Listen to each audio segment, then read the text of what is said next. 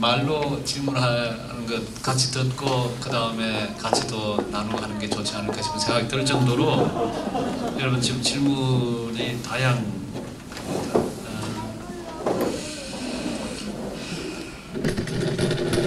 한번 지금 이것저것 좀 분류를 하다가 그냥 이제 시작을 아무래도 해야 될 것 같아서 좀 하나부터 시작을 한번 해보겠는데요.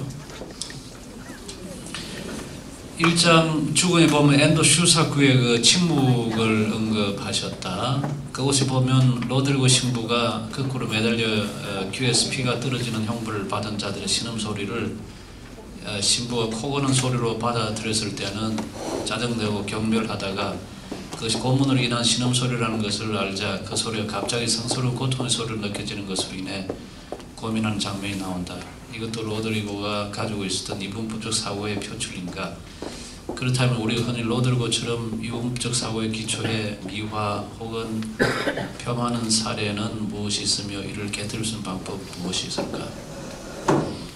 이 질문이 너무 깊어가지고 저도 여기에 대해서 어떻게 답을 해야 될지 모르겠어요. 근데 어쨌든 그 엔도 슈사쿠 침묵의 경우는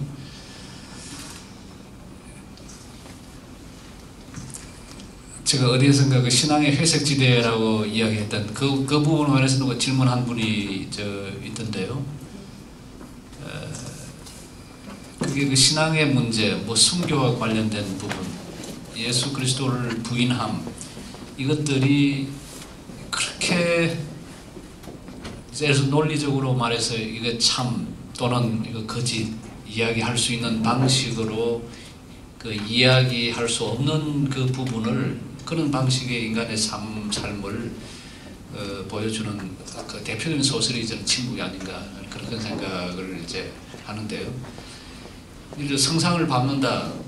그 성상을 밟는다고 하는 것은 그 예수 그리스도의 모습을 이렇게 상으로 그려놓은 거긴 하지만은 그러나 실제로 예수 그리스도를 이제 밟는다는 생각 때문에 실제 그걸 밟지 못하고 그 많은 사람들이 순교를 이제 선택을 하잖아요.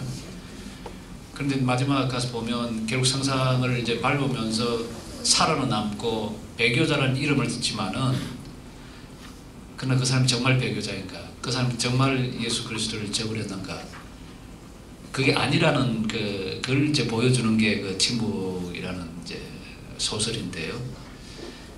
어떤 경우는 정말 하나님을 위해서 순교를 하는 데까지 이를 때까지 그렇게 충성을 하는 것 같지만은 그래서 그 순교한 사람에 대해서 상당히 그 칭송하는 문화가 우리 기독교 안에서 형성되긴 했지만은 그게 정말 진정으로 그게 하나님을 섬기는 방식이었는가 하는 질문을 다시 해볼 수가 있잖아요.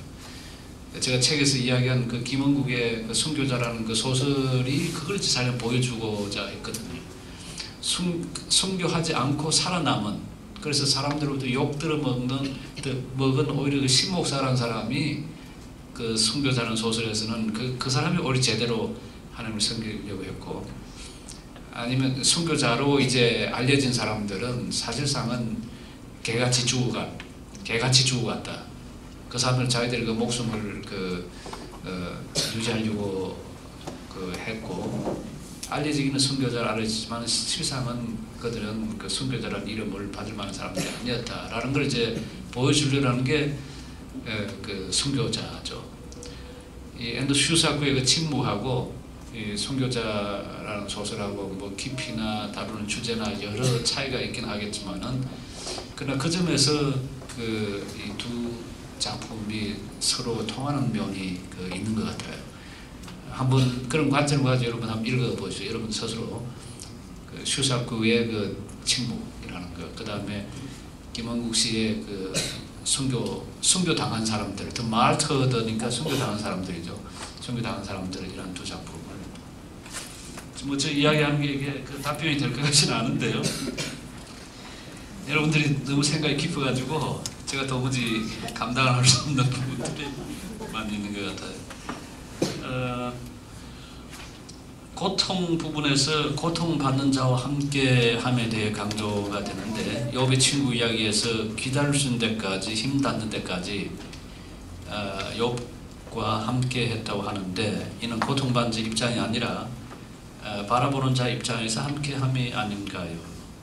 그럴 수는 있겠네요. 그런데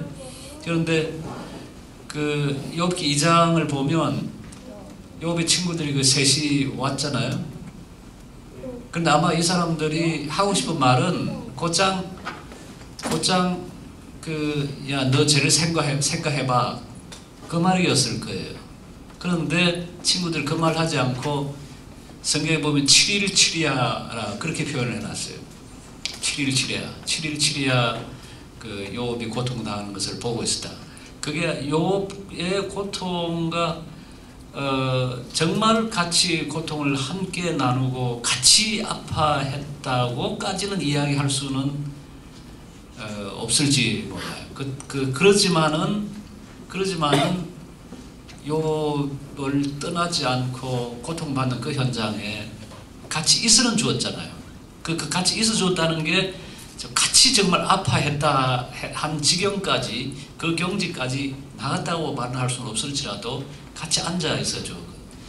이 고통 이야기 중에 하나, 여러분 꼭 읽어봤으면 좋을 책이 월터 스토프 책인데요. 그 우리말로는 2번 번역이 된 적이 있어요.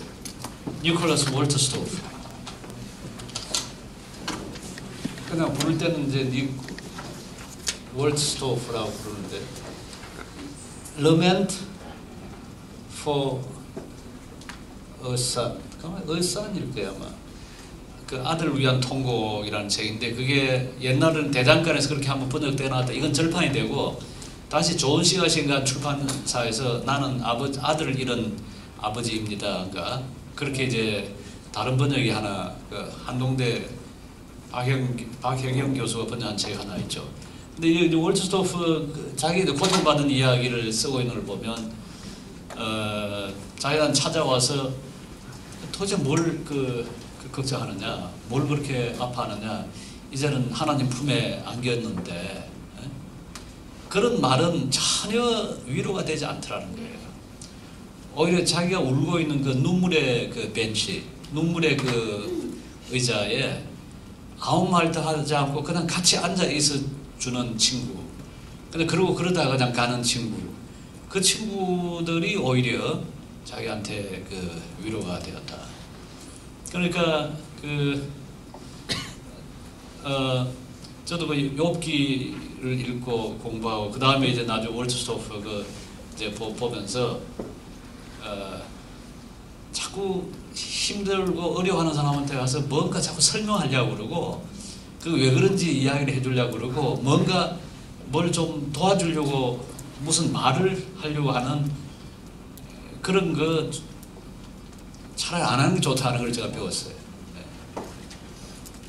그러니까 공감을 표시하고 뭔가 같이 해주는 방식이, 그걸 설명하려고 하기보다는 그냥 같이 옆에 있어주는, 설명하려고 하는 걸 욥기 3장이 완전히 턴을 하잖아요. 욥기 2장까지는 가서 보면 그 친구들이 같이 그렇게 앉아 있어 주다가 욥기 3장에 가서 보면 욥이 자기가 그 태어난 날을 저주하기 시작을 하거든요. 그러니까 어떻게 해요? 그때부터 친구들이 입을 열기 시작을 하죠. 근데 하고 싶은 말을 이제 하는 거예요. 그 하고 싶은 말이라는 게, 결국 네가 이렇게 당한 거는 네가 죄를 지었거나 네 자식이 죄를 지었거나 아니면 네 조상이 죄를 지었거나 죄의 결과이지, 죄의 결과 아니고서 이런 일이 일어날 수가 있겠는가. 분명히 그 성경이 가르침이에요. 특히 신명기, 그걸 이제 신명기 신학이라, Deuteronomic Theology라 그렇게 이제 신학자들은 이름을 붙이는 게 있는데, 하나님을 잘 섬기면 복 받고 하나님을 제대로 못 섬기면 그건 벌 받는다. 저희 권선 그 징악에, 물론 선과 악이라는 게 단순히 그 원리가 아니라 이제 하나님인데, 하나님 잘 섬기면 복 받고 그러지 않으면 벌 받는다라고 하는 이 그 신학을, 만일 그게 신학이라면 욥기는 그걸 깨뜨리고 있는 거예요. 욥기서는. 그러니까 만일 신명기 신학을, 그게 구약 성경의 근본 정신으로 계속 남아야 된다면 욥기서를 끼워 넣으면 안 되죠. 욥기서를 성경 전경에서 빼버렸어야 되죠. 그래서 욥기가 엄연히 있거든요. 이런 거 또 다른 현상이 보면 잠언에서는 뭘 강조를 합니까? 지혜를 강조하잖아요. 지혜를 강조를 하는데 전도서가 보세요. 전도서에서 보면 물론 지혜자가 우매자보다 낫다. 그러나 지혜자나 우매자나 다 같이 죽기는 일반이다. 그러잖아요. 그러면서 도대체 지혜가 무슨 소용이 있냐? 지혜를 오히려 비웃잖아요. 그러니까 이 성경에 있는 그 일종의 그 뭐라고 그래요? 반어법이라고 그럴까요? 그걸 그냥 단순히 설교할 목적으로만 성경을 읽으면 그걸 잡아내기가 힘들고 그걸 견뎌내기가 힘들죠. 그런데 그게 있거든 분명히요. 성경에서 하나님은 악한 자에게 분명히 벌을 주시는데, 근데 또 하나님은 악한 자에게 그냥 잘 먹고 잘 살도 내버려도 두잖아요. 그러니까 계속 이제 예를 들어서 시편 73편 그 아삽의 시 같은 경우에 도대체 어떻게 이룰 수 있냐고 항의를 하잖아요. 그러니까 우리가 모르는 부분이 있는 거예요. 우리가 모르는 부분까지. 그러나 이제 하나님에게는 그 이유가 있을 수 있지만, 무슨 이유가 있을 수 있지만은 우리가 다 알지는 못해요. 그러나 이제 저 시편 73편에 가서 보면, 그러나 그 악한 사람들의 그 결말이 어떤가 하는 것을 결국 보았다. 보고서 하나님께서 하시는 게 이게 전에 말이 안 되는 게 아니구나 하는 걸 이제 배웠다고 이야기를 이제 하긴 하죠. 그러나 또 가서 하박국서에도 그러고 계속 반복해서 고통의 문제와 관련해서 우리가 설명할 수 없는, 그리고 고통을 설명하려고 하는 그 신학적 노력이 소위 theodicy라는 게 이제 있는데요. theodicy. 그러니까 이걸 이제 신정론이라기도 하고, 신정론이라는 건 하나님이 정당하다 하는 걸 이야기, 또는 이제 변실론, 하나님을 변호하는 이론이라 그렇게 이제 말을 하는데, 욥기서 같은 경우는 그 신정론, 변실론이 잘못됐다는 걸 지적해 주는 거잖아요. 욥기 42장 거기에서 가서 보면 하나님이 누구를 옳다 했어요. 욥을 옳다고 하고 대신 욥의 그 세 친구들이 잘못됐다고 그러잖아요. 그 대신 그래서 욥 보고 그 친구들을 위해서 번제를 드리라. 친구들을 위해서 제사를 드리도록 욥한테 이야기했다는 것은 변실론, 하나님 옳다는 것을 그런 방식으로 신명기적 신학으로 설명하려고 했는데 그게 잘못됐다라고 하는 것을 이야기하는 거예요. 그러니까 신앙의 회색지대라 한다 해서 뭐 믿었다 안 믿었다 그렇게 하는 게 아니라, 우리가 신앙의 문제, 하나님과 관련된 문제를 다루어 나갈 때 그걸 모두 다 설명을 해버리려고 그러고 논리적 어떤 모순을 모두 다 제거해버리는 방식으로 다 정당화하는 그의 옳은 일은 아니다. 우리가 잘 설명할 수 없는, 이해할 수 없는 그런 부분이 있다는 것을 받아들이는 것이, 그리고 이제 그걸 받아들일 뿐만 아니라 때로는 나에게 1인칭적으로는 적용할 필요가 있을지는 몰라요. 저는 예를 들어서 내가 왜 고통을 겪는가 할 때 혹시 내가 하나님 앞에 회개해야 될 거, 내 자신을 살펴봐야 될 게 없는가라고 내 자신을 돌아봐야 하지만은 1인칭적으로 나에 대해서, 그러나 2인칭적으로 너에 대해서, 3인칭적으로 그에 대해서 그걸 마치 일반적인 법칙인 것처럼 단죄하고 정죄하는 수단으로 사용해서는 안 된다. 저는 특히 고통의 문제를 생각하면서 제가 이제 그 부분을 좀 많이 생각을 하게 됐었죠. 자, 또 다른 그 질문들이 지금 숱하게 지금 이 테이블 위에 좀 올라와 있는데요.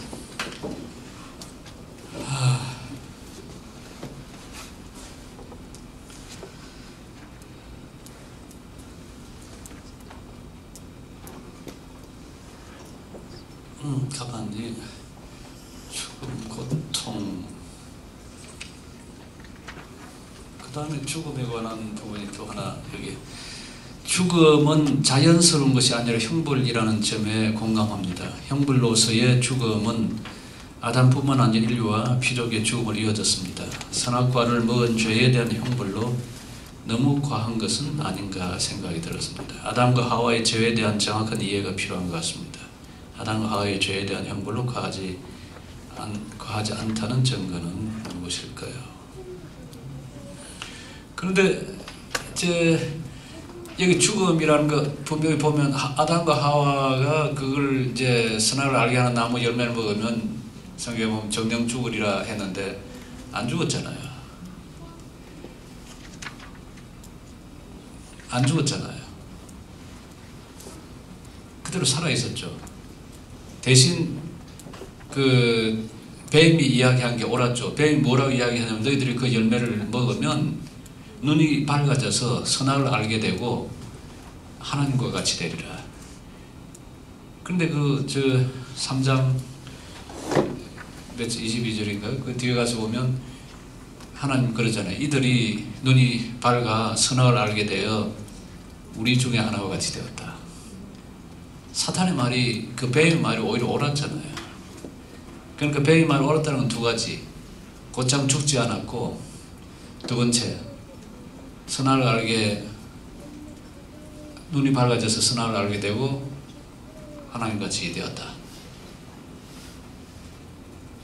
자, 그런데 이제 여기서 이제 죽음이라는 건 단순히 그냥 당장 생물학적 죽음은 오지는 않았지만은, 그러나 하나님과의 그 단절, 그러니까 그때 죽음이라 할 때 무엇보다도 하나님과의 단절을 하는 게 있어요. 하나님과 더 이상 소통하지 못하는 그 생명의 그 줄이, 그걸 비유로 들자면 마치 수도 파이프처럼 이렇게 파이프가 연결돼 가지고 물이 끊임없이 공급이 되는 상황에서 그게 이제 끊어져 버리고 더 이상 생명의 그 연대가 없어진 상태. 그러니까 살았으나 사실은 죽은 그 상태가 아마 아담과 하와의 그 상태일 텐데요. 저는 창세기 2장, 창세기 이제 3장의 경우 아담과 하와의 이 죄를 보면서 크게 세 가지 요소를 찾아낼 수 있다고 생각해요. 세 가지 요소라는 게, 그게 꼭 나중에 보면 예수님께서 시험 받으실 때, 예수님이 이제 사탄의 시험 받을 때 세 가지 시험을 받잖아요. 첫 번째가 뭡니까? 이 돌을 가지고, 그걸 가지고 이제 빵을 만들어라, 떡을 만들어라. 그 다음에 두 번째가, 그러니까 먹는 문제죠. 먹는 거 관련된 문제. 그 다음에 두 번째가 뭐였습니까? 두 번째가 너희들 하나님과 같이 되리라. 그리고 세 번째가 시험해보라. 꼭 같은 이 세 가지 시험이 예수님의 시험에서도 반복되어 나오거든요. 근데 그 예수님의 시험은 보면 출애굽이나 그 다음에 민수기나 이제 신명기 보면 이스라엘 백성들이 저질렀던 죄예요. 특별히 그 이제 구약성 인용은 신명기 6장, 7장, 8장, 주로 구약성경 그 신명기에서 인용을 해놨는데, 근데 이야기는 보면 이스라엘 죄뿐만 아니라 아담과 하와의 그 처음 죄 세 가지가 예수님이 받은 시험과 직접 연결이 되어 있다는 것은 저는 큰 가르침을 준다. 그게 뭐냐 하면 예수님은 참된 이스라엘을 회복할 뿐만 아니라, 그러니까 참 이스라엘 사람으로 하나님께 순종하는 모습을 보일 뿐만 아니라 더 거슬러 올라가서 참 그 인간, 아담과 하와가 시험 받아서 넘어간 그 세 가지 문제를 극복한. 그게 뭐냐면 첫 번째가 먹는 것. 먹는 거는 그러니까 인간의 그 탐욕과 관련된 부분이겠죠. 두 번째는 이제 하나님을 시험하는 문제, 시험하지 않은. 세 번째, 더 중요한 것은, 거기서 아담 하와의 죄라고 할 때 더 중요한 것은 하나님이 되고자 하는 것 아니에요. 뱀이 그 선악을 알게 하는 열매를 먹게 되면 눈이 밝아져서 너희가 하나님과 같이 되리라. 하나님과 선악을 알게 한다는 건, 저는 클라우스 베스트만의 그 해석이 상당히 재미있다고 생각되는데, 그게 뭐냐 하면 이때 선악을 알게 한다는 것은 내한테 유리한 게 무엇이고 그게 선, 내에게 나쁜 거, 불리한 게 무엇인가 하는 거를 그것을 판별하고 구별하고 그리고 그걸 통제할 수 있는 힘을 갖는다는 의미예요. 곧 하나님이 되는 거죠. 삶의 주인이 되는 거죠. 그러니까 여기서 지금 문제는 누가 삶의 주인이 누구냐, 삶의 주인이 하나님이 삶의 주인이 되어서 아담과 하와의 삶을 보살펴주는 그런 삶이냐, 아니면 이제 아담과 하와가 이제 삶의 주인이 되어서 하나님 밀어내고 삶을 갖고 나가는가. 그러니까 보고서 이제 소위 말 타락한 이후에 하나님이 보고서 이들이 우리와 같이 되었다라고 이야기해요. 그리고 이들이 자기들이 하나님이 되었다. 자기들이 자기들의 삶의 주인이 되었다. 그러니까 만일 죽음이라고 하는 것이 이 죄에 대한 형벌이라면 너무 과하지 않는가라고 하는 질문인데, 하나님, 그러니까 인간이 하나님이 되고자 한 만큼, 그러니까 단순히 그냥 과일을 하나 먹었다 하는 문제가 아니라 곧 내가 내 삶의 주인이 되고자 하는 죄는 그 죄죠. 그리고 그 죄를 단순히 그냥 그 열매 하나 따먹은 것으로 볼 것이 아니라 내가 하나님이 되는, 그래서 하나님을 완전히 밀쳐내버리고 내가 내 삶의 주인이 되는, 그것이 죄의 핵심이라 그렇게 말을 할 수 있죠. 조금 한 걸음 더 나아가면 여기서 결국 내가 모든 타자는 다 배제해버리고 내 자신의 삶의 중심이 되는 것, 그게 죄의 핵심이라 그렇게 말을 할 수가 있겠죠. 그러니까 이 죄에 대해서 생각하면 할수록 그건 단순히 내가 어떤 뭘 하나 잘못하지 않았냐 하는 문제가 아니라 결국 삶의 중심이 누구인가, 내가 여전히 내 삶에 내가 내 주인이면 곧 그게 죄 중에서 가장 큰 죄라고 할 수 있고, 내가 내 삶의 주인이 하나님이시면 하나님과의 내 관계가 회복된 것이라 그렇게 볼 수가 있지 않을까. 죽음의 문제는 여기에 누가 주인인가 하는 문제지. 그래서 예수님이 그 죽음을 대하는 방식이나, 그리고 바울이 죽음을 일컬어서 엑트로스 에스카토스, 마지막 원수, 마지막 적이라고 부른 것이 바로 그 죽음의 그 정체를 드러내고 그런 죽음과의 싸움이라 그렇게 볼 수가 있을 것 같아요. 사실은 이 기독교의 이 사상, 죽음에 대한 이해는 힌두교나 불교나 유교나 도교나 시랍 전통 사상이나 뭐과는 다 반대되는 사람. 그러니까 이제 이 부분이 사실은 기독교 신앙을 이해하는 부분에서 가장 어려운 부분 중에 하나이고, 받아들이기가 힘든. 그리고 오히려 그냥 죽음은 그냥 자연스러운 사건. 씨 뿌려진 것은 그건 나고 자라고, 그리고 때가 되면 열매 맺고 그냥 이제 죽어가는, 그것이 자연의 섭리고 자연의 이제 순리인 것 같은데, 그런 방식으로 우리 인간의 죽음도 이해를 하지 않고 인간의 죽음을 하나님과의 단절로 이해하는 이 사상은 저는 성경에서만 발견되는 사상이 아닐까. 그래서 예수님이 그 죽음을 대할 때 보면 그렇게 아주 처절하게 죽음과 막 붙어 싸운 게 아닌가. 그래서 그 죽음을 이겨서 죽음에 대해서 승리하고 하나님과의 그 관계를 새로 연 것이 예수님의 그 화해 작업, 화목의 그 작업이다. 그렇게 말할 수가 있을 것 같아요. 아이고, 이건 뭐가 너무 많은데 정말 어떻게 하죠? 신학을 하면 하나님을 구체적으로 어떻게 더 잘 알 수 있던가요? 신학이란 인간이 하나님을 공부하는 건데 한계나 오해가 생기면 어떡하죠? 잘못된 생각을 배우거나 가지게 되는 것은 어쩌나요? 맞아요. 이런 걱정이 잘 있을 수가 있죠. 신학이라는 건 뭐 어떻게 보느냐에 따라서 여러 가지로 이야기할 수 있겠지만은, 신학도 역시 사람의 말로 하는 거잖아요. 사람의 생각으로 접근해야 나가는 거고. 그래서 우리의 신앙은 우리가 하나님을 제대로 많이 믿는다면 그 믿으면은 오류가 없을 수 있지만, 신학은 항상 신학에는 오류가 있을 수 있다고 생각을 하면 신학을 독단화하거나 절대화하는 데서 이제 벗어날 수가 있겠죠. 그러나 좀 제대로 된 신학, 참된 그 신학, 제대로 된 신학은 우리의 신앙에 매우 유익하고 사실상은 이제 필요로 하다고 봐야 되겠죠. 신학을 하면 하나님을 잘 이제 알 수 있느냐? 뭐라고 해야 되겠어요? 제가 하나 예를 들어 볼게요. 신학을 하건 철학을 하건 사실 인문학을 하든 어떤 학문인지 학문하는 거를 저는 이제 이렇게 비유를 하나 하는데요. 자전거를 한번 생각을 해보세요. 자전거를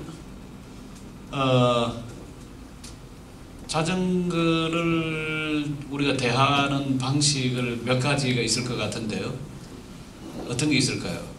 여러분 만약 자전거 여기 하나 가져왔다면 어떻게 하고 싶어요? 타고 싶죠. 타고 싶죠. 그런데 어떤 사람은 자전거를 타기보다는 뭐 하고 싶은, 자전거를 연구하고 싶은 사람이 있겠죠. 뜯어보고 싶은 사람, 분해해보고 싶은 사람. 뭐 자전거뿐만 아니라 뭐 시계든지 뭐든지 하여튼 뭐만 있으면 그냥 그거 뜯어보고 싶은 사람이. 저도 어릴 때 시계 몇 개나 부서뜨리고 있어요.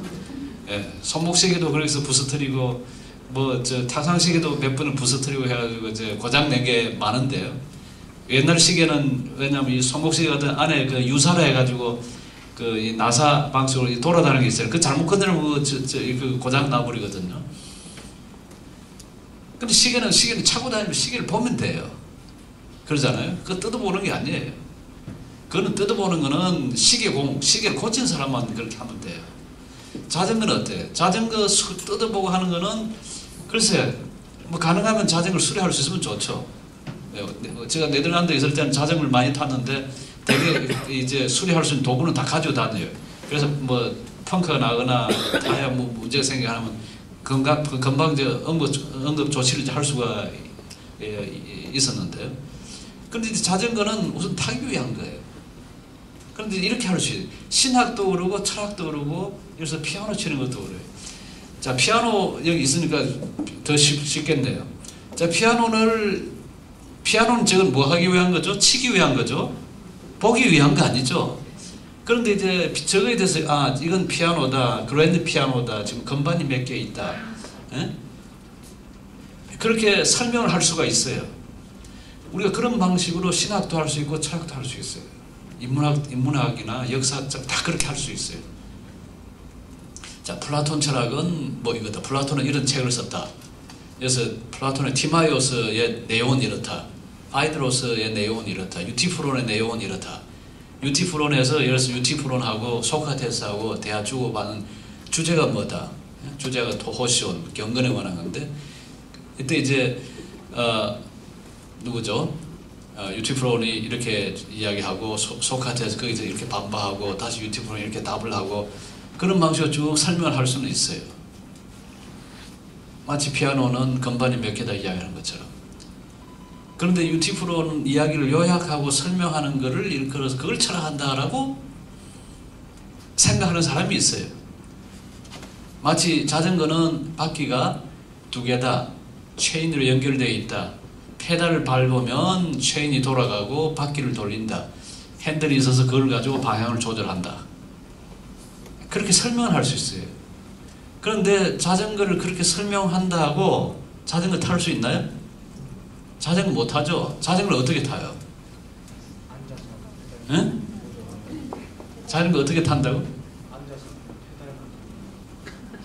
타야 타지 어쨌든. 타야 타는 거 아니에요. 피아노는 어떻게 해요? 쳐야 치는 거예요. 그러면 철학은 해야 하는 거예요.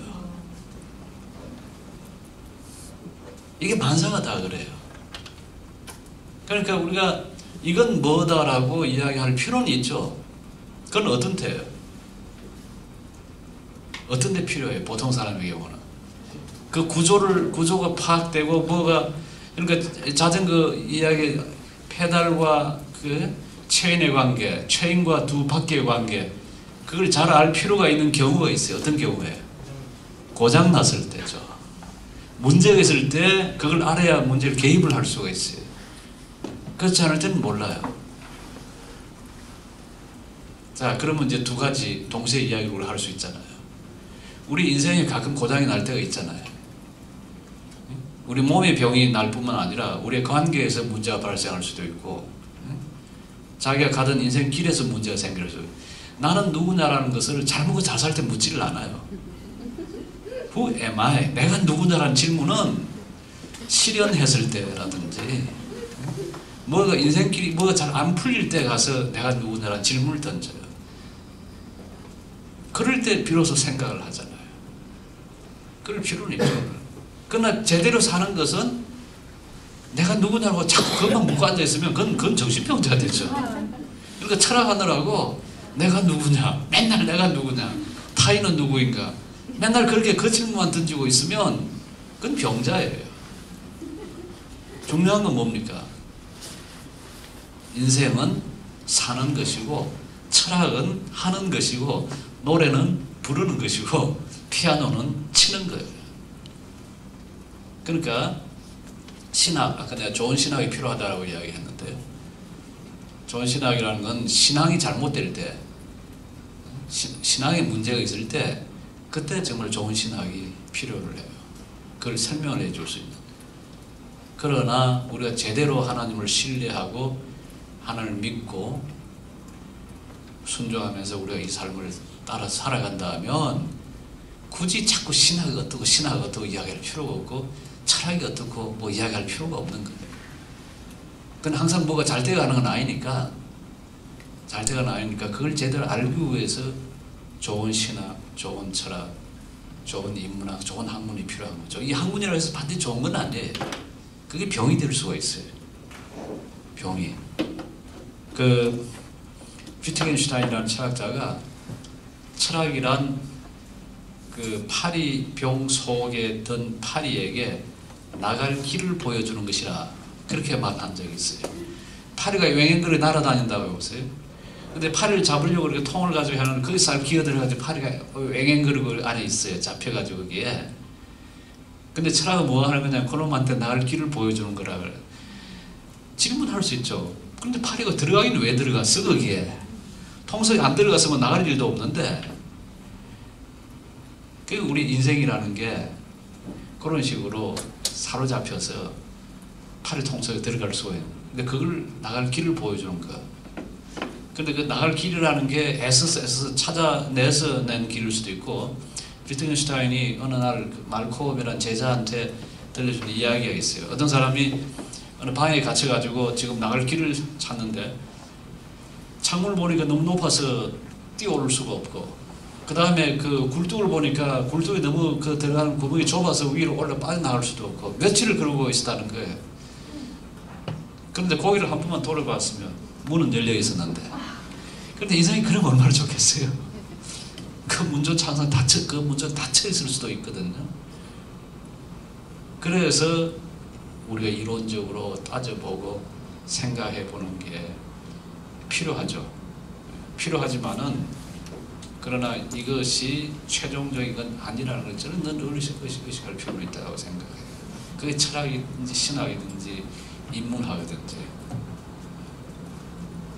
그러니까 우리가 소설을 읽고 철학을 읽고 뭐 예술에 관해서 관심을 들어보지만은 그게 궁극적인 답이거나 그게 궁극적인 해방이거나 그렇게 기대해지는 필요는 없다. 그게 나는 그리스도인들이 가지고 있는 자유가 아닌가 하는 생각이 들어요. 우리가 예를 들어서 칸트를 공부할 수 있고 하이데거 공부할 수 있고 철학을 열심히 공부할 수 있어요. 공부할 수 있지만은 이게 최종적 목소리고 최종적 해결책이다. 그렇게 믿고 공부하면 뭐가 되죠? 그러면 이데올로그가 돼요. 이념가가 돼서 투쟁하게 되고 싸움하게 돼요. 아, 이렇게 사람이 생각할 수 있는 방식이 있구나. 그렇게 생각하고 그렇게 그걸 받아들이고 때로는 거부하고 하면 오히려 우리가 자유로울 수가 있는데, 거기에 궁극적으로 목숨 걸면 그게 오히려 우리의 올무가 돼요. 그렇죠. 제가 아까 신학에 대한 질문에 좋은 답인지는 모르겠습니다만은 저는 그런 생각을 가지고 있습니다. 질문은 간단한데 제가 너무 길게 지금 답을 하고 있어요.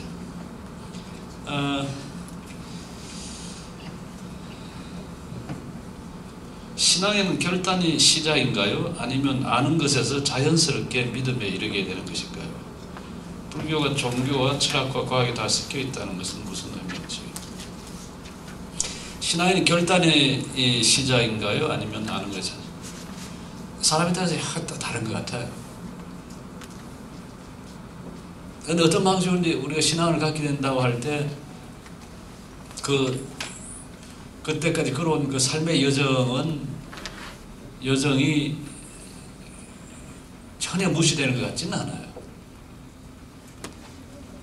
자기가 해온 질문, 지금까지 가지고 있었던 그리고 자기가 지금까지 추구해온 것들, 그것들이 어떤 방식의 영향을 주긴 한데, 그러나 결정적인 순간은 역시 결단이 필요한 것 같아요.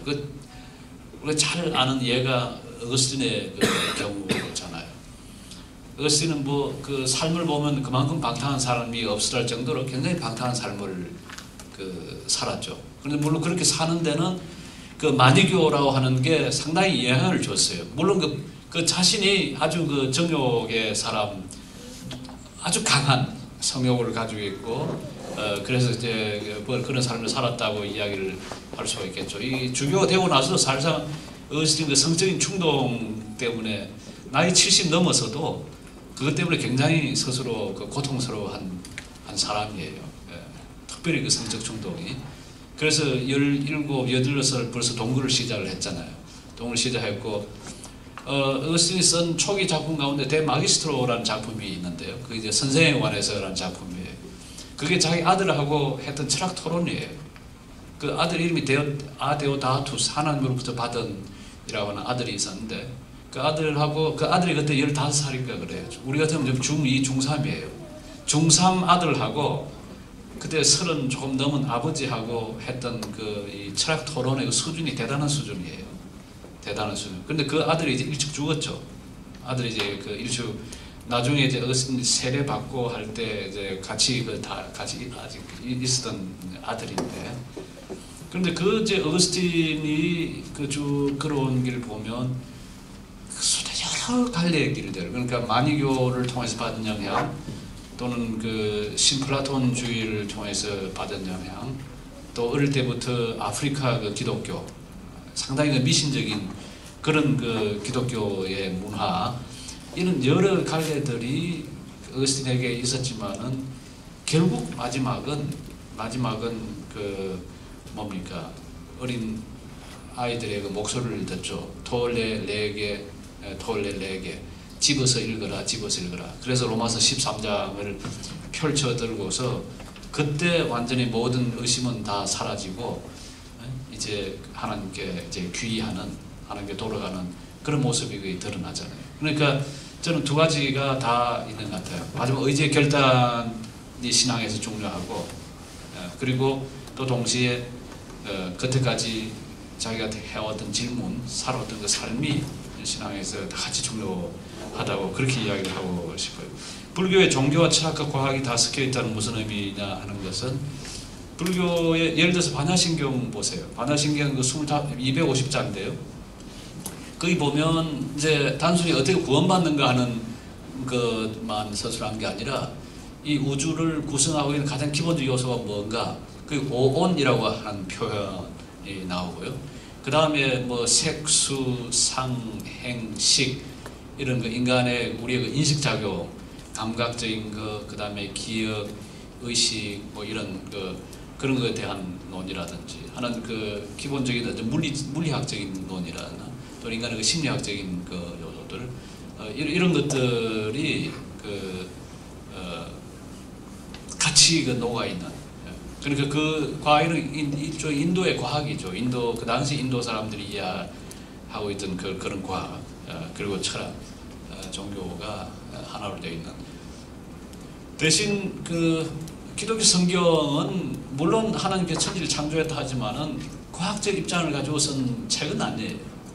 무슨 과학 자연을 탐구하는 탐구자의 입장은 그렇게 강하지 않아요. 물론 이제 솔로몬이 보면 식물에 대한 연구, 생물에 대한 연구, 다른 연구에 대한 무슨 기록에 대한 거는 언급은 있지만은 구체적으로 어떻게 연구를 했고 연구 결과가 뭔지는 그건 별로 없어요. 그리고 오히려 성경이 이해하고 있는 과학은 어디 바벨론 쪽에서의 과학이나 이집트 쪽에서의 과학이나 오히려 그쪽을 수용하는 게 오히려 더 강하지. 때로는 이제 비판하는, 바벨론 신화를 비판한다든지 이집트 쪽의 신화를 비판한다는 그런 비판적 요소는 강하지만은 직접 과학적 탐구를 담고 있는 그런 책은 아니에요. 성경은 말이죠. 오히려 그것보다는 어떻게 하나님과 관계하고 하나님께서 이스라엘 백성에게 그리고 이제 신약에서는 예수 그리스도 안에서 무엇을 원하시는가 하는 것이 오히려 더 잘 드러나 있는 책이라 그렇게 이야기를 할 수 있죠. 물론 그렇다고 해서 성경이 과학과 무관하다거나 또는 철학과 무관하다고 이야기하는 건 아니에요. 그것이 가지고 있는 성경이 담고 있는 것을 계속 밀고 나가면 거기서 과학과 철학을 전개를 할 수가 있다. 그렇게 말을 할 수 있지만 그러나 그 속에 과학과 철학을 담고 있다라고 이야기하기는 힘들 것 같아요. 그러니까 지금도 많은 사람들이 불교 철학이나 유교 철학, 도교 철학은 자연스럽게 받아들이는데 기독교 철학 그러면 어떻게 기독교와 철학이 같이 있을 수 있는가 하는 질문을 그래서 던지죠. 그래서 불교에서는 인간 의식에 관해서 이야기하는 것이나 뭐 이런 것들을 들여다보면 또 사물에 관해서 이야기하는 거 보면 그건 종교적이면서 동시에 철학적이에요. 근데 성경은 그런 철학적인 방식으로 뭘 설명하려고 하지는 않잖아요. 그렇게 설명을 하지는 않아요. 그렇기 때문에 이제 구별은 이제 해낼 수가 있겠죠. 제대로 지금 이게 시간은 거의 다 돼가는데 아직도 질문은 지금 수북이 쌓여 있는데 이걸 지금 어떻게 감당하는 게 좋을지 모르겠어요.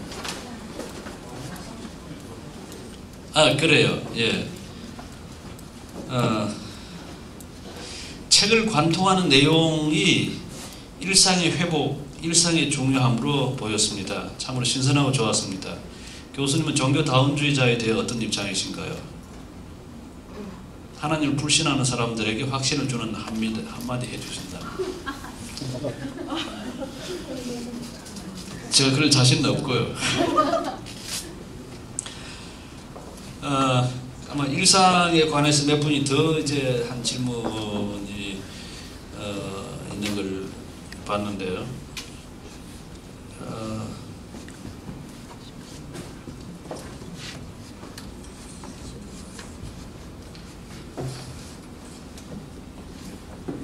일상을 많이 강조하셨습니다. 하지만 여러 인문 고증을 살펴볼 때 곧바로 일상생활을 끌어내기는 어렵습니다. 일상적이지 않은 것을 어떻게 일상과 연결시켜야 할까요? 그 격차를 줄일 고리가 궁금합니다. 매일 반복되는 일상 속에 하나님 나라를 이루어 간다는 것은 어떤 것일까요? 이렇게 이제 일상에 관한 몇 가지 질문들이 이제 있는데요. 제가 뭐 그 이야기한 걸 다시 반복할 필요는 없을 것 같고요. 인문고전을 볼 때 일상에 대한 이야기가 없는 것 같다라는 이야기는 잘 옳아요.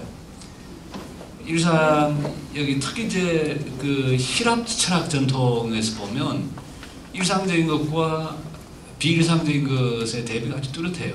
일상적인 것은 별 믿을 만한 게 못 되고 대신 비일상적인 것, 초일상적인 것, 그러니까 또 시간적인 것 반대해서 영원한 것, 이것만이 귀하다는 생각이 히랍 전통부터 쭉 줄곧 내려오는 전통이에요. 근데 이제 이 생각에 이제 변화가 온 건 사상적으로는 이제 근대부터죠. 근대부터. 제가 이제 책에서 예를 들어 놓은 거는 페르메이르나 렘브란트나 그 얀슈테인이나 네덜란드 그 풍속화들. 거기서 보면 이제 일상이 그 그림의 이제 대상으로 등장한다든지 하는 그런 현상을 이제 이야기를 했는데요. 사상적으로는 이제 철학적으로 이야기하면 예를 들어서 헤겔 이후의 철학자들, 포여바하라든지 막스라든지 니체라든지 키엘케고르 여기 들어오면 이제 일상에 대한 관심들이 다시 이제 서서히 일어나기 시작을 하죠. 학문적으로 보면 그렇죠. 자, 그런데 거꾸로 뒤집어 가지고 우리가 성경을 보십시오. 구약 성경. 혹시 여러분들이 성경을 인문학 서적과 무관하게 생각할지 모르지만은 저는 만일 인문학 고전, 인문학 서적으로 가운데 하나를 친다 하면 저는 성경만큼 또 좋은 인문학 서적이 없다. 물론 인문학 서적이기만 하다 그러면 제가 이단이라고 그러겠죠. 이단이라는 소리를 듣겠죠. 제가 언젠가 신학도 인문학이지 그랬더니 어떤 분이 그러다고 그거 조심하라고 이단 소리 듣느라고 저보고 이제 그렇게 이야기하는 분이 있던데요. 성경을 인문학 고전이다 그렇게 이야기하면 마치 그 오디세이나 뭐 또는 그 호모의 일리아드나 뭐 그런 거 같아 그렇게 이야기하면 그 아우바크나 그런 사람들 입장은 동일하겠지만 제가 그렇게 보지는 않아요. 그렇게 보지는 않지만 그러나 역시 성경도 아주 좋은 인문학 고전 중의 고전이라 그렇게 말할 수 있을 테고 성경의 관심 보면 그 일상에 대한 관심이 사실 처음부터 끝까지 일상에 대한 관심이에요. 먹고 마시고 잠자고 어떻게 살 것인에 대한 관심이 있잖아요. 영혼에 대한 관심이 있긴 하지만 그러나 영혼에 대한 그 관심은 결국 어디에서 드러나는 거예요? 그건 일상에서 드러나는 거예요. 먹고 마시고 잠자고 사람들 만나는 가운데 저는 성경만큼 그 강하게 드러난 책은 없다. 물론 이제 이 동양 치면 동양 고전들, 그래서 논어를 읽거나 논어나 맹자 거기도 관심이 일상의 관심이에요.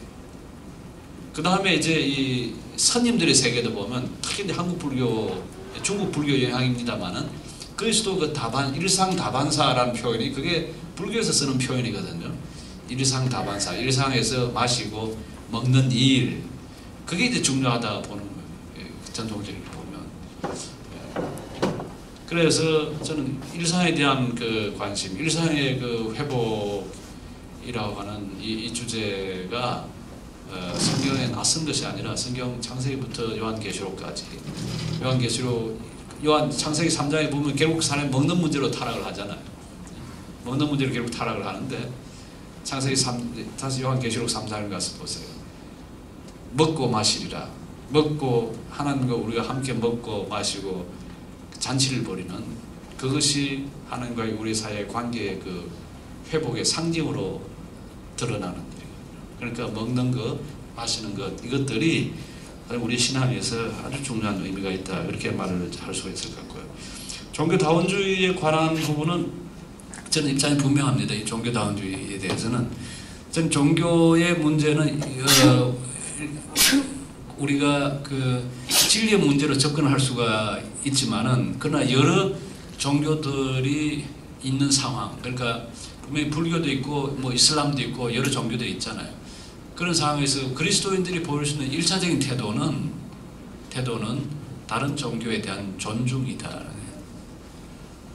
베드로전서 3장 15절 아까 제가 잠시 언급을 했는데요.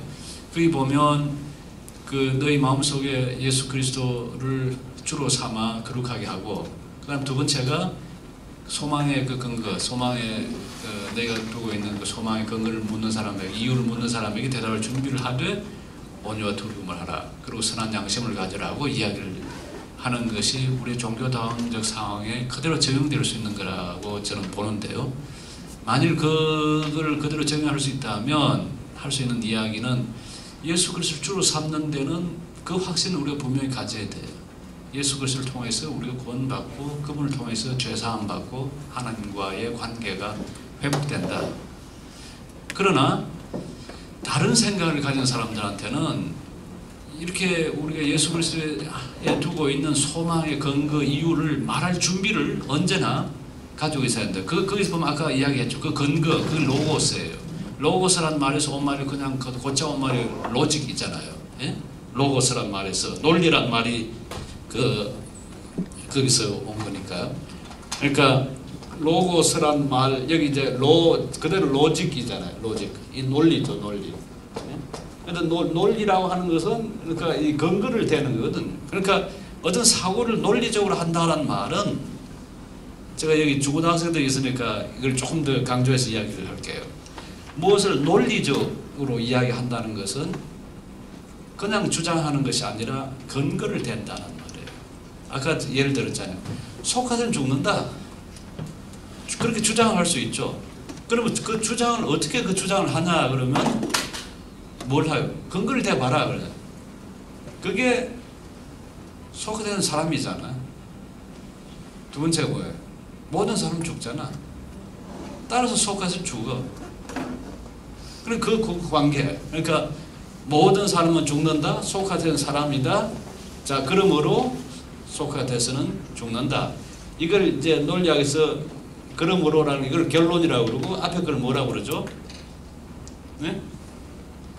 자, 중고등학교 수업식으로 한번 해봅시다. 소카센 죽는다는 걸 결론이라고 그러고 모든 사람은 죽는다, 소카센 사람이다. 앞에 그 두 문장을 그걸 뭐라고 그러죠? 예? 그걸 전제라고 그래요. 그래서 논증이란 말은 영어로 말하면 argument라는 것은 이 프레미스와 conclusion, 결론의 결합이다. 이렇게 이야기를 합니다. 그러니까 어떤 주장이 결론이라는 건 주장이고 앞에 전제라는 것은 그것을 뒷받침해주는 뭐죠? 근거가 되는 거죠. 그래서 근거와 주장을 결합시키는, 이걸 결합시킬 수 있는 능력, 결합시키는 방식으로 이야기하는, 그걸 그래서 로지컬, 논리적이라 그렇게 부르는 거예요. 논리가 없다라는 말은 주장은 하는데 그에 대한 근거를 제시하지 않는다라는 이제 말이 이제 되는 거죠. 그러니까 이렇게 다른 종교를 믿는 사람한테 혹시 네가 예수 그리스도를 믿는 이유가 뭐냐 그러면 이유를 설명해 줄 수 있어요. 그런 의미에서 저는 기독 신자들도 불교 신자들이 뭘 믿는지 왜 믿는지 그걸 좀 알아야 될 필요가 있다. 그래서 반야신경도 좀 공부해보고, 반야신경 250자밖에 안 되거든요. 마하바냐 이렇게 시작되는 게 있잖아요. 네? 마하바냐 바라밀타 심경 그렇게 해서 관자재보살 뭐가 쭉 나오고 있어요. 마지막에 가서 보면 그 중간에 색적시공 공적시색 나오다가 제일 마지막에 가서 아제 바라아제 바라성아제 모지사바 그렇게 쭉 나오는, 거기 보면 불교 세계관이 뭔지, 불교 세계관은 한마디로 이야기하면 연기적 세계관이에요. 모든 게 서로 연이어져 있다. 원인과 결과가. 거기에 어떤 자선을 가지는 자체 실체적인 것은 없다. 그런 의미에서 불교는 철저하게 신의 존재를 부인하죠. 어떤 실체, 모든 사물의 원인이 될 수 있는 하나의 그 자성을 가지고 있는 존재는 없다. 모든 것은 다 원인과 결과에 의해서 이어져 있을 뿐 어떤 실체라는 건 없다라고 하는 세계관을 이제 불교에서 내놓거든요. 그런데 이제 기독교 세계관은 불교적 관점에 보면 일종의 유해 사상이에요. 존재하는 것들은 만들어진 것들이고 그 만들어진 것들을 모두 그것을 만든 창조자가 있다. 그래서 창조주와 피조물의 관계로 세계를 이해하는 것은 이 불교적 관점에 보면 그건 유해 사상이다. 있음의 사상이지. 그건 무의 사상, 없음의 사상으로까지 성화되지 못한 아주 좀 낮은 단계의 사상으로 불교식으로는 기독교를 이야기할 수 있는 이제 여지가 있죠. 그러나 이제 더 물어서 가면 불교에서는 사실 유와 무라든지 있음과 없음 또는 가는 것과 오는 것 또는 죽는 것과 태어나는 것, 이 모든 것은 다 없다고 그러잖아요. 불례, 불거, 불생, 그 다음에 불사. 그 없다 하는 사람 그걸 이제 중도 사상이라고 그러거든요. 중도 가운데 길이라 중도 사상이라. 그래서 가는 것도 없고 오는 것도 없고 죽는 것도 없고 사는 것도 없고. 그래서 모든 이 구별과 분별들을 지워버리는데, 그런데 다시 이제 불교에 물으면 지워버린다고 죽지도 않고 태어나지도 않냐. 인생을 보면 태어나는 건 태어나고 그 다음은 죽어가는데 이 삶의 현실을 지워버릴 수는 없지만은, 그러나 대신 그것으로부터 오는 나의 슬픔과 나의 기쁨, 나의 상실감과 나의 고통을 벗어날 수는 있지 않나. 그러니까 이제 불교적 방식은 일종의 영어로 말하면 코그니티브 테라피예요. 인지적인 방식으로 치료를 해보려고 하는. 그래서 산다고 하지만 실제 사는 것도 아니고 죽는다 하지만 죽는 것도 아니라, 죽는 것도 없고 사는 것도 없다면 뭐 죽었다고 해서 슬퍼할 게 뭐가 있겠냐, 그런 말을 할 수가 있는 거죠. 그러니까 저는 여기에서 혐의를 갖는 거예요. 거기에 대해서 삶의 그 굴곡이라고 하는 빛과 어두움, 드러난 부분과 흠프가 패인 부분, 그 요철, 그 빛과 어두움, 명암, 그게 분명한 삶이 오히려 인간이 살고 있는 구체적인 그 실존이고 구체적인 삶의 현실이라고 부르는 것이, 그래서 슬퍼할 때 슬퍼하고 차라리 기뻐할 때 기뻐하고 하는 것이 그것이 더 진짜가 아닌가. 지워보려고 하기보다는 지워보려고 하기보다는 오히려 우리가 슬퍼해야 될 현실이 있다는 것을 있는 그대로 받아들이는 방식이 더 옳지 않냐 하는 생각을 이제 하죠. 제가 그 불교 이야기를 조금 해놓은 부분이 있어서 아마 이 질문을 이제 했던 것 같습니다.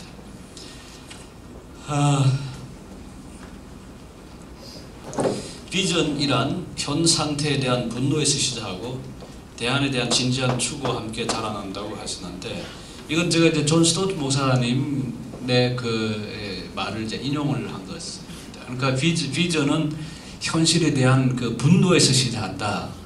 그러니까 어떻게 보면 이 분노가 이거 거룩한 분노죠. 물론 자기 개인이 당하는 뭐 때문에 분노가 아니라 마땅히 이렇게 돼야 되는데 왜 지금 이 상황이냐, 도대체 이래가지고는 안 되겠어 라고 하는 그 강한 불만, 그 강한 분노, 거기에서 비로소 이제 비전이 싹 트는데, 대신 그 어떻게 돼야 할지 그거에 대한 어떤 전망이나 관점 없다면 그 비전일 수는 없죠.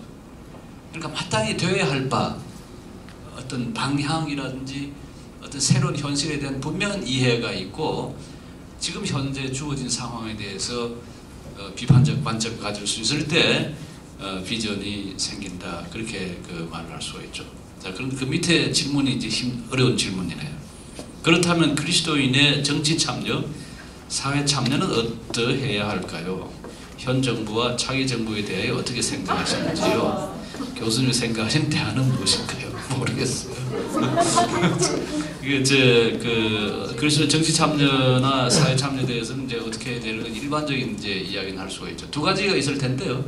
하나는 직접 정치에 뛰어드는 방식이 하나 있고요.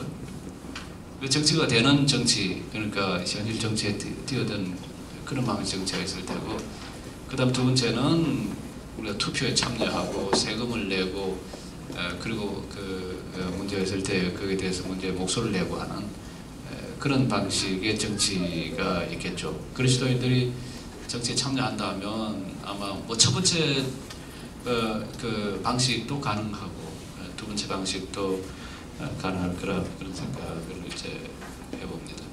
교수님께서는 갈뱅의 삶 자체가 종교라는 사상이 확장된 문화운동에서 운동으로는 상당히 성공을 거두셨다고 하셨는데, 갈뱅이 역사적으로 볼 때 삶을 너무 종교화시킨 것 같습니다.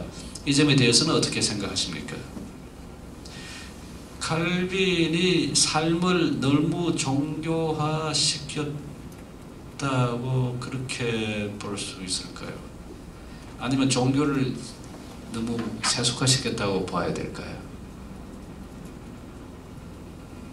제가 이야기하기에는 우리가 밥 먹고 잠자고 일하고, 아까 제가 이야기한 그 일상, 다름이 아니라 이것이 이 일상을 통해서 우리가 마치 죽게 하듯이 살아간다면, 그러니까 청소부의 일을 하든 아니면 뭐 대통령의 일을 하든 아이를 키우는 일을 하든 농사를 짓는 일을 하든 간에 이 일이 하나님께 드리는 제사처럼 하나님께 드리는 일로 한다면 어느 것도 거룩하지 않은 것이 없다.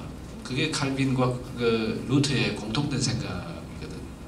어떻게 보면 굉장히 혁명적인 생각이죠. 그러니까 종교적인 것 따로 있고 세속적인 것 따로 있고, 그러니까 수도원적인 삶이 따로 있고 그냥 세속적인 삶이 따로, 이런 방식으로 보는 것이 아니라 우리가 먹고 잠자고 일하고 하는 이 모든 일상적 이 삶이 곧 하나님께 하는 삶이라, 곧 이게 종교라.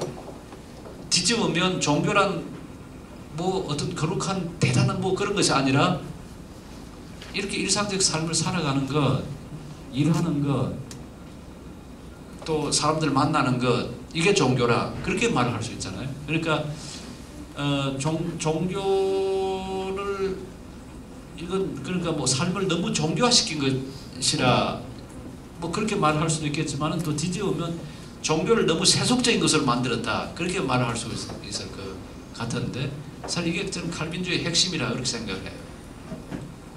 칼빈주의 핵심이라. 그러니까 칼빈 잘못하면 물론 그런 위험이 있죠. 화엄 그 불교의 이제 화엄 사상이라는 게 있는데요. 그 사사무에 뭐 이사무에 그런 말을 하잖아요.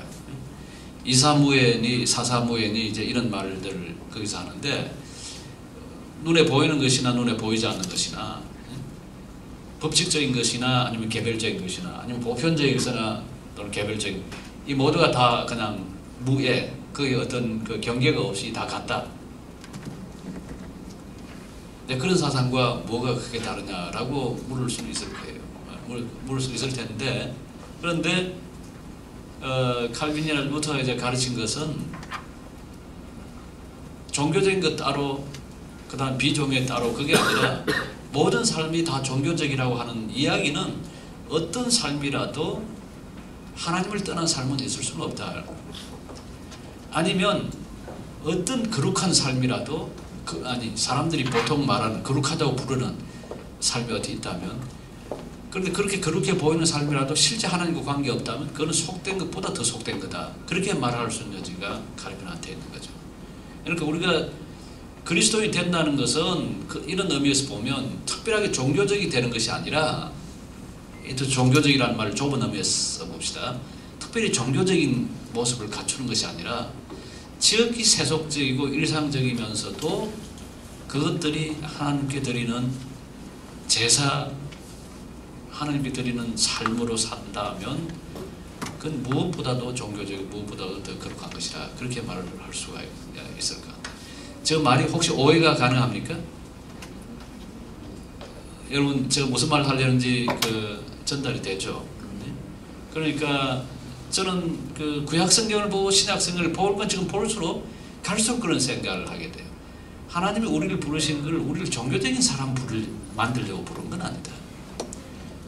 로마서 14장 17절에 하나님의 나라는 먹고 마시는 데 있는 것이 아니라 뭐라고 그러죠? 의와 평강과 성령 안에서 누리는 성령 안에서 의와 평강과 화평이라 그러잖아요. 맞아요? 의와 희락과 화평이라. 그 이야기는 의, justice, 희락, joy, 화평, peace. 이건 다 종교적인 게 아니에요.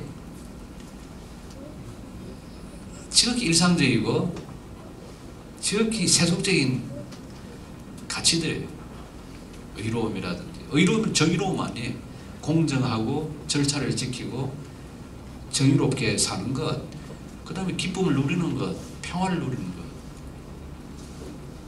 특별히 종교적인 것이 아니란 말이죠. 그러니까 우리를 종교적인 사람 만들려고 예수 그리스도가 십자가에 못 박히고 회복시켜 준 것이 아니라 지극히 사람다운 삶을 살아가게 하시려고 그렇게 했다라고 이제 본다면 이 종교와 비종교의 그 이원화, 성속의 그 잘못된 이원화를 우리가 극복할 수가 있겠죠. 또 이게 삶 전체가 예배이다. 평신도가 공예배에서 전문적 역할을 할 때에 어떻게 목회 영역에 적극적으로 참여를 해야 하는지. 저는 이 부분은 우리 한국계 목사님들이 잘 의식이 되어 있지 않다고 생각하는 부분인데요. 한 번은 한국 목회자 협의회에서 저보고 목회윤리에 관해서 목사님들한테 강의를 좀 해달라는 거예요. 그래서 처음에 제가 거부를 했습니다. 아니 그거 가지고 먹고 사는 분들이 많이 계신데 왜냐면 신학대학에 그 기독교 윤리 가르치시는 분들이 있잖아요. 그런데 왜 차학 교수가 가서 그것도 그냥 기독교 윤리가 아니라 목회 윤리 강의를 제가 왜 해야 되느냐. 그래서 한참 한 30분을 이제 그렇게 길게 이야기를 하다가 하는 수 없이 받아들였어요. 그래서 그때 이제 쓰고 발표했던 글이 이번에 어떻게 참된 그리스도 될 것인가 그게 이제 한 챕터로 한 장으로 들어갔습니다. 그걸 이제 준비하면서 그때 이제 제가 골똘히 생각을 해봤죠. 읽고 목회가 뭐냐? 딱 제 답은 딱 하나더라고요. 그건 성도를 온전케 하는 일이다. 그래서 봉사 일을 하고 그리스도 몸을 세우게 한다. 그래서 범사 이르기까지 예수 그리스도에게까지 자라가도록 성도들을 훈련시키고 에퀴핑 구비시키고 치유시키고 그렇게 하는 것이 그게 목회다. 이걸 이제 목회의 목적으로 딱 설정해 놓으면 신학 교육도 그렇게 이루어져야 될 텐데 실제 그렇지가 않거든요. 신학 교육은 크게 보면 네 분과 구별하는 방식으로 신학 교육이 이루어져 있어요. 네 분과라는 건 조직신학, 성경신학, 역사신학, 실천신학. 이게 슐라이마흐라고 하는 독일 신학자의 구별이에요.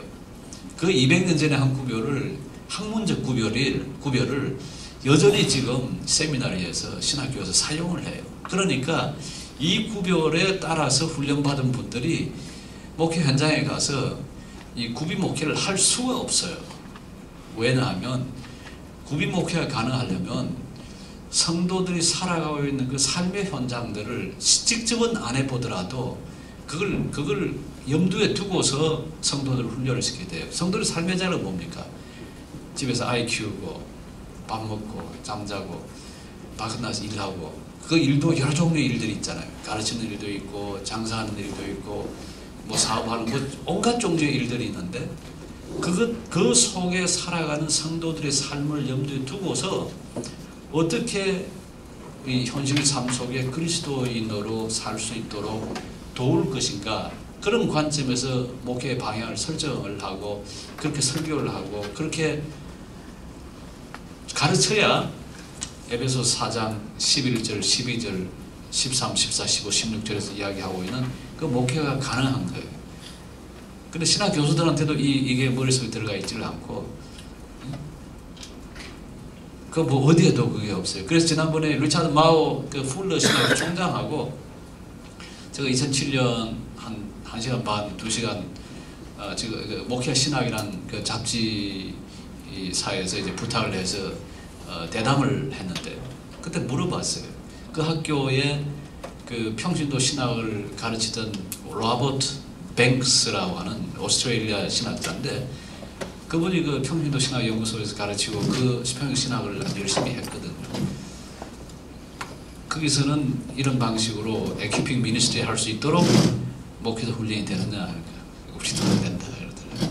그쪽도. 근데 로버트 뱅크스 지난번에 한국 왔을 때 제가 물어봤어요. 그게 풀러 신학교에서 그게 되냐? 안 된다고 그러더라고요. 왜 안 되느냐? 이유는 딱 하나예요. 이 신학 사분과 슐라이마흐의 그 모델에 여전히 아직도 신학교에 이루어지기 때문이에요. 그래서 사실상 이 구빈 목회 쪽으로, 구빈 목회 하려면 우선 성도들의 삶의 현장은 세상이라 하는 게 전제가 되어야 돼요. 세상이 성도들이 사는 삶의 자리다. 교회가 아니라. 교회는 그럼 뭐냐? 성도들이 모여서, 성도들 불러 모아서 여기서 훈련받고 치유받고, 무슨 치유부터 받아야죠.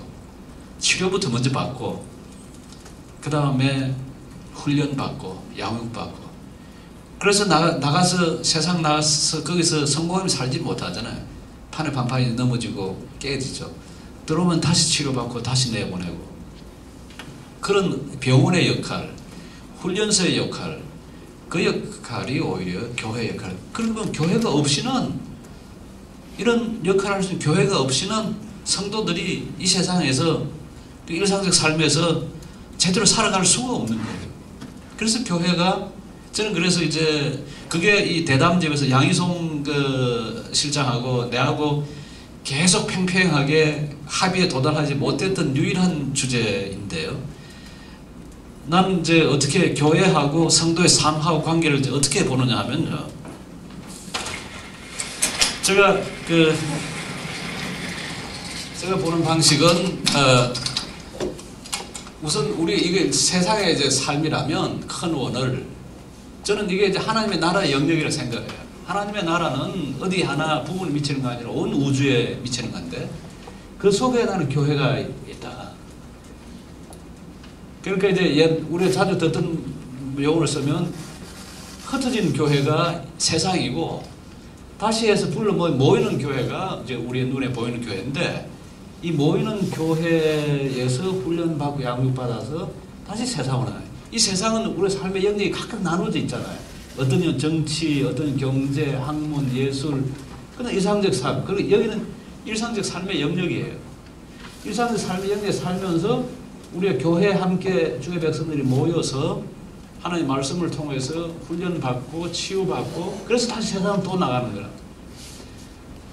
근데 이 그 모형에 대해서 나 같이 이제 대담했던 그 양 실장은 차라리 교회라고 하는 건 이 영역은 위에다가 이렇게 그냥 띄워두고 교회도 세상의 한 영역으로 만들자.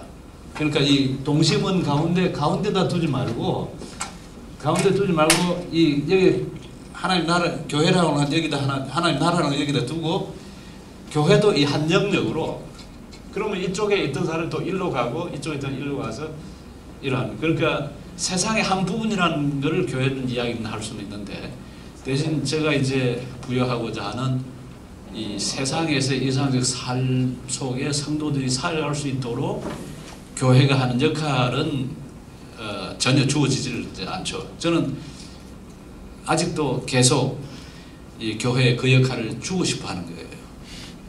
대신 이제 그 다음 두 번째 이제 이거하고 관련된 차이가 성직자라고 목사를 불러야 되느냐.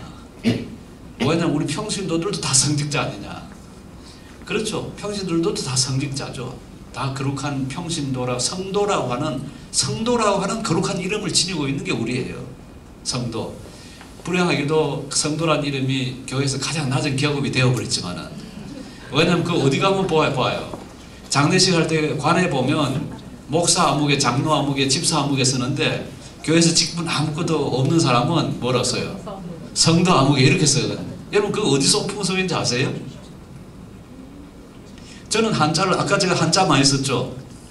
저는 한자를 두 통로를 통해서 배웠어요. 난 학교에서 배우질 않았어요. 처음에 한자를 저희 큰 누나가 이 한자 공부할 때 이 덕넘으로 하나 배우고요.